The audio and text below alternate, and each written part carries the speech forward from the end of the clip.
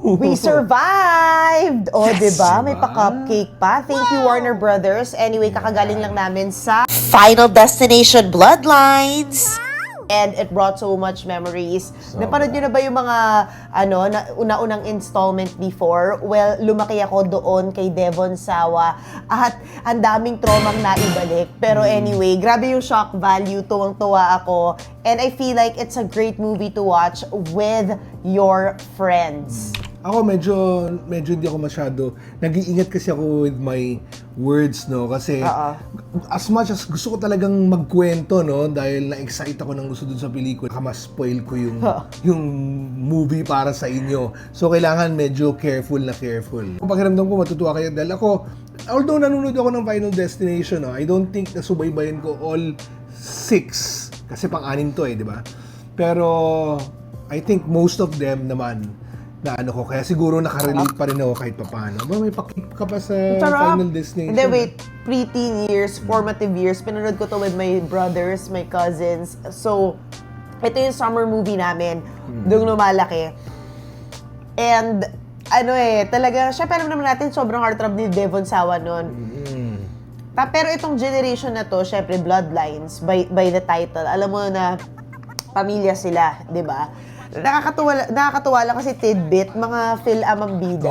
Speaking of Bloodlines, kadugo natin itong mga bida. Kadugo natin dahil dugong Pinoy itong mga to. Sila Caitlyn Santawana at si Theo Briones. Phil-Canadian. Phil-Canadian. Sa Theo Briones, Pinoy na Pinoy yun dahil anak yun ng John Briones. Ng Pinoy theater actor. No? At Hollywood star.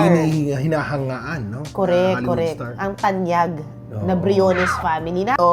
Ang galing nung franchise kasi parang alam niya yung sapat na shock value na ibibigay sa'yo na kahit nakakaloka yung eksena, pumapalakpak yung mga tao. Ganun siya. Yung mga maraming surprises, no?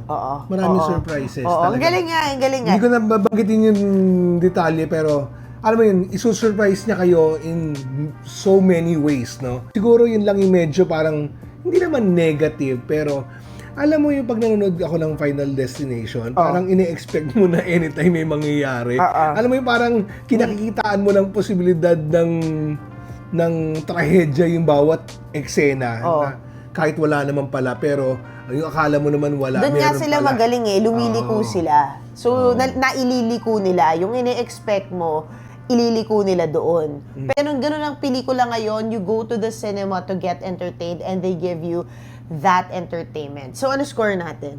Ako, para sa akin, pwede ko siyang bigyan ng 8.5. Ako 8. 8 out of 10.